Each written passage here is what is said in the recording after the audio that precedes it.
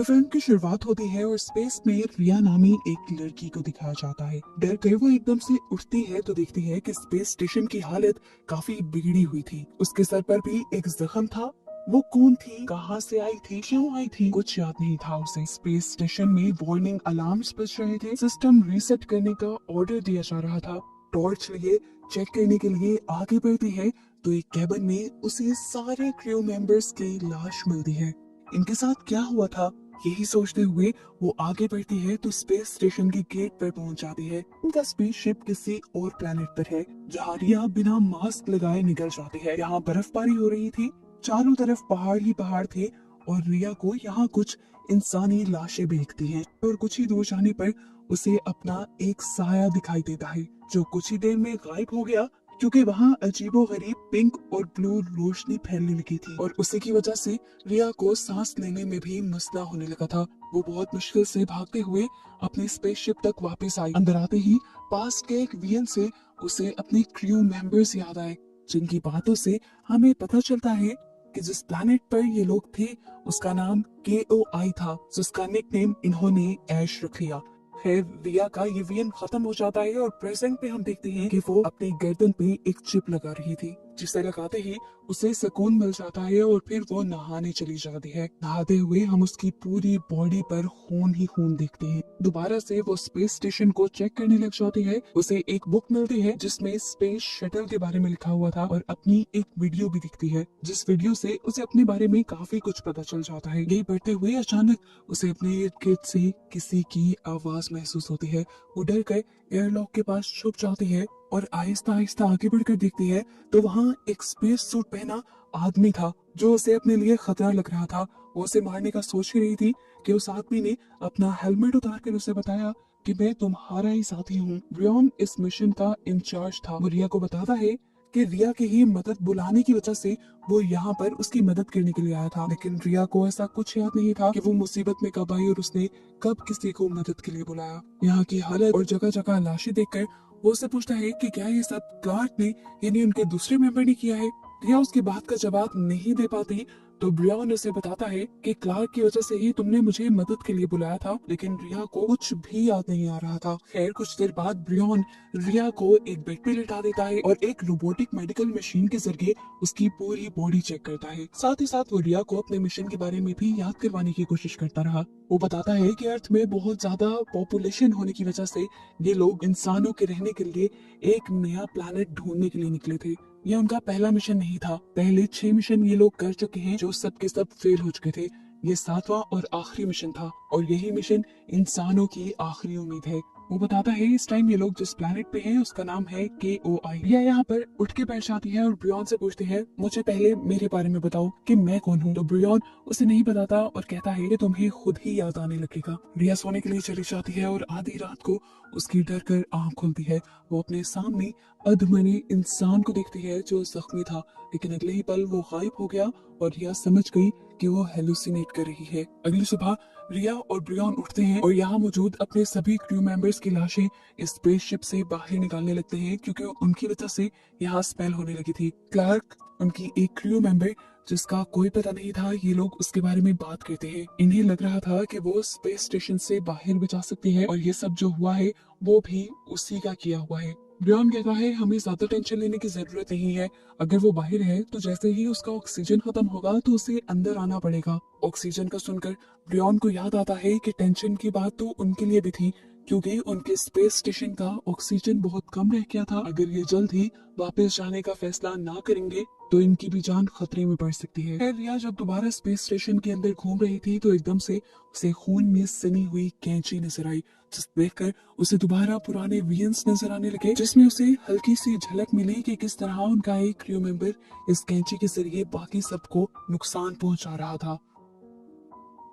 अभी वो ये सब सोच रही थी कि यहाँ पर ब्रियन आ गया जिसने उसे बताया कि बाहर प्लेनेट पे एक बहुत बुरा तूफान आ रहा है जबकि रिया यहाँ उसे खुशखबरी देती है कि उसे पास्ट के बारे में थोड़ी थोड़ी बातें याद आने लगी हैं। इनकी बातों के दौरान यहाँ पर दोबारा अलार्म बजने लगते हैं और इन्हें पता चलता है कि इनके स्पेस स्टेशन का ऑक्सीजन लेवल तेजी से कम हो रहा है। ऐसा इसलिए था कि तूफान की वजह से स्पेस स्टेशन में कहीं पे डैमेज हो गया था, जिसे जल्दी रिया ढूंढ कर रिपेयर भी कर देती है। लेकिन अफसोस की बात ये थी कि ये लोग अपना 30% ऑक्सीजन खो चुके थे, जो लगभग इनके 10 दिन का सहारा था। इन्हें अपने स्पेस स्टेशन की सप्लाईज को पूरा करने के लिए यहाँ से जाना पड़ेगा, लेकिन रिया ये कहते हुए यहाँ से जाने से मना कर देती है कि हो सकता है उनकी क्रू मेंबर क्लार्क अभी भी जिंदा हो और वो उसे छोड़कर नहीं जा सकती। ये सुनकर ब्रॉन को गुस्सा आ जाता है और वो रिया पर चिल्लाकर कहता है कि तुम्हें मेरी बात माननी पड़ेगी क्योंकि मैं ही यहाँ का कैप्टन हूँ। रिया जरा सहम सी गई थी, दिमागी हालत उसकी पहले ही ठीक नहीं थी। उसकी तबीयत को ठीक करने के लिए ब्रियन ने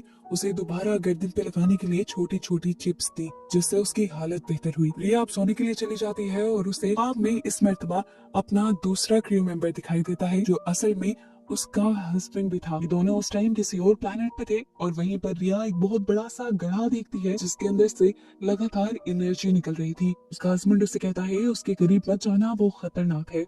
और बस इसी के साथ उसका ये ख्वाब खत्म हो जाता है। रिया की आंख भी खुल जाती है और वो अब सब कुछ जानने के लिए यहाँ की फुटेजेस देखना शुरू करती है। वो पहले दिन की फुटेज निकालती है जहाँ पर ब्रियन ने काफी सारे क्रू मेंबर्स को बाहर छानबीन करने के लिए भेजा था और यही इसी प्लेनेट पर इन्हें एक बहुत बड़ा सा गड्ढा भी दिखा था। ये लोग उसे देखकर हैरान हो गए क्योंकि उसके अंदर एक अजीब किस्म का लिक्विड था, जिसे देखने पर ये लोग समझ जाते हैं कि ये नेचुरल नहीं हो सकता, इसे किसी ने बनाया है। और अगर किसी ने यहाँ बनाया था तो इसका ये भी मतलब था कि कोई एलियन क्रिएचर यहाँ पे रहती है। यहाँ पर उनका एक साथी इस गड्ढे के अंदर जब देखने की कोशिश करता है तो गड्ढे के अंदर से एक एनर्जी निकलकर उसका सर फाड़ देती है और प्रेजेंट में रिया ये देखकर डर जाती है। ये वीडियो देखते हुए ही ब्रियन यहाँ आ जाता है और रिया को भी समझ आ जाती है कि ब्रियन पहले से ही जानता था कि ये प्लेनेट बहुत खतरनाक है, लेकिन वो रिया को ये सारी बात इसलिए नहीं बता रहा था क्योंकि वो अपने इस आखिरी मिशन को फेल होता नहीं देख सकता था।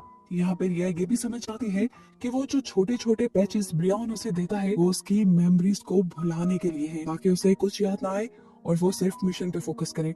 लेकिन अब जब रिया को काफी सारे फ्लैशबैक और काफी सारी चीजें याद आ चुकी थी तो उसने फैसला किया कि वो बिना अपनी क्रू मेंबर क्लार्क को छोड़े यहाँ से कहीं नहीं जाएगी। साथ ही वो ये भी पता लगा के रहेगी कि उनके बाकी क्रू मेंबर्स के साथ क्या हुआ था। उसकी ये बात सुनकर रिया उसकी गर्दन पर दो छोटी छोटी और चिप्स लगा देता है और उसे उसके कमरे में सुला देता है। उसके जाते ही रिया अपनी गर्दन से ये पैचेस उतार देती है। ये उतारते ही रिया को एक और फ्लैशबैक आता है जिसमें वो अपने ही हस्बैंड को कैंची से स्टैब कर रही थी। दिखाया गया कि वो काफी बुरी हालत में था, ऐसा लग रहा था कि जैसे वो ज़ॉम्बी बन गया हो। रिया सोचती है कि जरूर वो बाहर से निकलने वाली एनर्जी के पोजेशन में आया होगा, उसके काबू में आया होगा। रिया को याद आ जाता है कि एक को तो उसने खुद ही स्टैब किया था, लेकिन बाकी लोगों के साथ क्या हुआ था ये उसे याद नहीं। रिया को लगता है कि उसकी दूसरी क्रू मेंबर क्लार्क भी उसके हस्बैंड की तरह उस एनर्जी के काबू में आ गई होगी।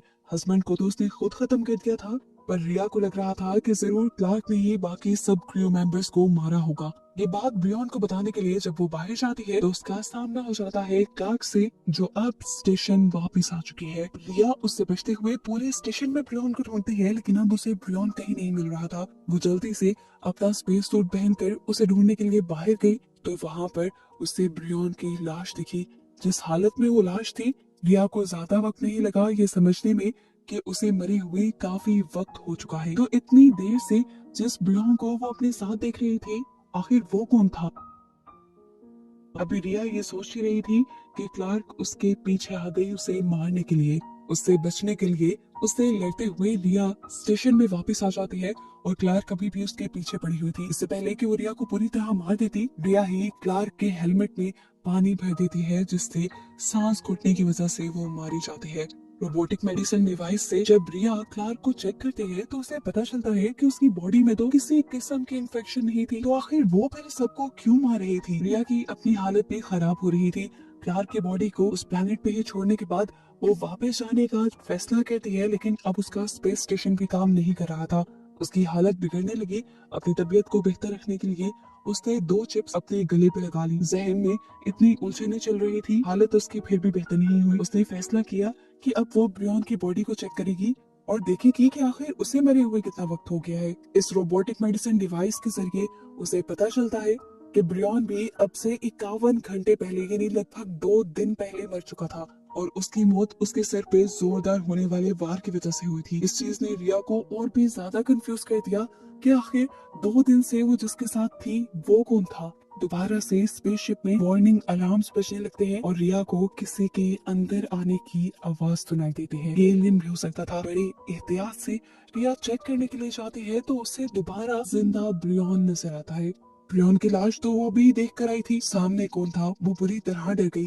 तब इस ब्रियन ने बताया कि मैं तो तुम्हारी सोच का एक हिस्सा हूँ। रिया उसकी बात नहीं समझ पाती तो ये ब्रियन उसके सर के जख्म के अंदर दोनों उंगलियां डाल देता है और यहाँ से सीन्स एकदम से फ्लैशबैक में चले जाते हैं। वो दिन हमें दिखाया जाता है जिस दिन इनका स्पेसशिप इस प्लैनेट पे लैंड किया था। यहाँ आते ही सबसे पहले उन्हें वो गड्ढा दिखा जिससे पहले ही इनके स्पेस स्टेशन ने इसी एनर्जी के तौर पे सेंस कर लिया था। इनका एक क्रू मेंबर जैसे ही उस गड्ढे के अंदर झांकता है तो किसी मेट्रॉइड की तरह एनर्जी की रेस उसके ऊपर हमला कर देती है और वो वहीं मारा जाता है। यह हादसा इन सब के लिए बहुत ज्यादा शॉकिंग था। ये सब लोग फौरन अपने स्पेस स्टेशन के अंदर आ जाते हैं। खैर इन्हें अपने मिशन को नहीं भूलना था। इन्हें इस प्लेनेट की जांच करनी थी और इसे इंसानों के रहने के काबिल बनाना था। साइंटिस्ट हर रोज यहाँ की रिसर्च पे लग जाते हैं और यहाँ इन्हें छोटा सा पैरासाइट मिलता है। एक अजीब और सबसे डिफरेंट बात ये थी, ये था तो एक जिंदा जानवर, एक जिंदा पैरासाइट, लेकिन इसके अंदर मेटालिक प्रॉपर्टीज भी थी। आसान लफ्जों में कहिए तो ये एक ही वक्त में एक जानवर की तरह भी बिहेव कर रहा था और एक रोबोट यानी एक मशीन की तरह भी बिहेव कर रहा था। ये लोग इस पैरासाइट के ही जरिए पता चलाने वाले थे कि इंसान यहाँ पर जिंदा रह सकते हैं कि नहीं। रिया जो कि साइंटिस्ट थी वो इस पैरासाइट पर एक्सपेरिमेंट्स करना शुरू कर देती है। वो इस पैरासाइट का एक छोटा सा टुकड़ा काट कर एक ट्रे पे रख देती है। वो चेक करना चाह रही थी कि ये खुद से बढ़ेगा या नहीं, लेकिन ये पैरासाइट उनकी सोच से भी तेजी से बढ़ता है। पीछे से रिया के हस्बैंड ने नोटिस कर लिया था और वो यही बात रिया को बताने ही आ रहा था कि एकदम से वो पैरासाइट बहुत बड़ा होकर उसके नाक के अंदर चला गया और उसकी बॉडी में जाते ही उसने उसके दिमाग के ऊपर कंट्रोल कर लिया। इसलिए वो फौरन रिया के ऊपर हमला कर देता है और रिया अपने आप को बचाने के लिए अपने इस साथी को ही कैंची से स्टैब करते हुए मार देती है। अब ये पैरासाइट जो उसके हस्बैंड के अंदर था वो जल्दी से निकल के उसके साथ खड़े एक दूसरे क्रू मेंबर के अंदर चला जाता है और अब उसके दिमाग पे भी वो कंट्रोल कर चुका था। अब ये आदमी रिया के ऊपर हमला करने ही वाला था कि रिया को बचाने के लिए यहाँ पर क्लार्क आ गई। रिया पहले ही पीछे गिर चुकी थी। उसने फौरन ब्रियन को आवाज दी क्लार्क की मदद करने के लिए और उस मॉन्स्टर को खत्म करने के लिए। ब्रियन जैसे ही यहाँ पर आता है तो वो मॉन्स्टर बना इंसान ब्रियन के ऊपर ही हमला कर देता है और उसके सर पे पीछे से स्टिक मारते हुए उसे भी यहाँ मार देता है। इससे पहले कि अब वही मॉन्स्टर बना इंसान क्लार्क के ऊपर भी हमला कर देता, रिया क्लार्क को यहाँ से बाहर भेज देती है, जबकि यहाँ ये मॉन्स्टर बना इंसान अब अपने दिमाग की ताकत से ही रिया को पोजेस करते हुए उसे अपने पास बुलाता है और उस पर हमला करने ही वाला होता है कि रिया को होश आ जाता है और वो उसे भी स्टैब करके मार देती है। लेकिन उसके अंदर का मॉन्स्टर नहीं मरता और वो उस आदमी के दिमाग से निकल कर अब रिया के सर के चोट के अंदर चला जाता है और रिया के पूरे जिस्म को कंट्रोल में ले लेता है। यानी ट्विस्ट ये था कि इन्फेक्टेड असल में क्लार्क नहीं थी बल्कि रिया थी और इसी पैरासाइट के दिमाग को कंट्रोल करने की वजह से रिया अपनी सारी मेमोरी भी भूल चुकी थी। सीन्स प्रेजेंट में आते हैं और हम देखते हैं कि उस पैरासाइट ने पूरी तरह से रिया के माइंड पे कंट्रोल किया हुआ था। वही रिया को बताता है कि सामने जिस ब्रियन को वो देख रही थी वो सिर्फ हेलुसिनेशंस थे रिया के, जो ये पैरासाइट ही उसे दिखा रहा था। ये पैरासाइट उसे बताता है कि इंसानों ने पहले अर्थ को तबाह कर दिया और अब वो इस प्लेनेट को भी बर्बाद करने के लिए यहाँ पे आना चाहते हैं। हालांकि इंसान गलत है, इंसानों को तो खत्म हो जाना चाहिए। इस पैरासाइट ने ही रिया को कंट्रोल करते हुए क्लार्क को भी मरवा दिया था, क्योंकि ये पैरासाइट यानी ये एलियंस भी एक मिशन पे थे। वो रिया के साथ अर्थ पर जाने की प्लानिंग कर रहे थे और इंसानों को नुकसान पहुंचाने का भी प्लान कर रहे थे। वो सारे इंसानों को इसलिए नुकसान पहुंचाना या मारना चाहते हैं ताकि इंसान उनके प्लेनेट पर आकर उसे खराब न कर दे। एक इंटरेस्टिंग बात इस एलियन पैरासाइट के बारे में ये पता चलती है कि ये एलियन पैरासाइट किसी भी जानदार यानी लिविंग थिंग के साथ भी कनेक्शन बना सकता था और मशीन्स के साथ भी। इसी तरह उसने स्पेस स्टेशन के साथ भी लिंक बना लिया और साथ में रिया के साथ भी। मूवी के स्टार्ट होते ही जो वार्निंग अलार्म्स बज रहे थे वो गलत नहीं थे। स्पेस स्टेशन में सच में ये एलियन थे, लेकिन रिया को नजर इसलिए नहीं आए क्योंकि वो खुद रिया की बॉडी के अंदर थे। रिया को जैसे ही सारी चीजें याद आती हैं तो उसे समझ आ जाता है कि ये पैरासाइट उसके लिए और साथ ही साथ दुनिया के लिए बहुत ज्यादा खतरनाक साबित हो सकता है। वो फौरन ही अपने रोबोटिक मेडिकल डिवाइस की मदद से अपनी सर्जरी करवाती है और उस पैरासाइट को अपने सर से बाहर निकलवा देती है। रिया की बॉडी से निकलने के बावजूद भी ये पैरासाइट शांति से नहीं बैठता, बल्कि ये जाकर ब्रियन की डेड बॉडी के अंदर चला जाता है और उसकी डेड बॉडी के अंदर तेजी से चेंजेस करते हुए उसे मॉन्स्टर बना देता है और फिर उसी मॉन्स्टर के जरिए रिया को भी मरवा देता है और ब्रियन की पूरी बॉडी पर कंट्रोल करते हुए उसकी बॉडी में तेजी से चेंजेस करता है और उसे एक भयानक मॉन्स्टर बनाते हुए उससे रिया पर अटैक करवा देता है। रिया उससे लड़ना तो चाह रही थी, लेकिन वो मॉन्स्टर उससे कई ज्यादा ताकतवर था। रिया अपने आप को इससे छुड़वा ही पाई, यही बहुत बड़ी बात थी। अब रिया अपना दिमाग चलाती है और यहाँ पे एक फायर गन लेते हुए उस मॉन्स्टर को जलाकर मार देती है, जिसके बाद फाइनली उसकी जान बच गई थी। मिशन तो ये उनका फेल हो गया था, लेकिन अब उसका दुनिया पे जाकर ये सारी इंफॉर्मेशन देना बहुत जरूरी था। वो फौरन अपने स्पेस स्टेशन को वापस दुनिया की तरफ मोड़ देती है और जाते हुए उसे अपने सारे क्रू मेंबर्स याद आते हैं। मूवी की पोस्ट क्रेडिट सीन में हमें दिखाया जाता है कि रिया अपने मकसद में पूरी तरह कामयाब नहीं हुई थी। उसे लग रहा था कि उसने एलियंस से अपने स्पेस स्टेशन को बचा लिया और वो अर्थ पे वापस चली जाएगी, लेकिन स्पेस स्टेशन को जब बाहर से दिखाया जाता है तो पता चलता है कि एलियंस ने पूरी तरह से इस पूरे ही स्पेस स्टेशन को अपने अंदर लपेटा हुआ था और वो भी रिया के साथ साथ जमीन की तरफ बढ़ रहा था और जमीन पे एक बहुत बड़ा खतरा आने वाला था। और बस यही दिखाते हुए ये मूवी यहाँ एंड हो जाती है।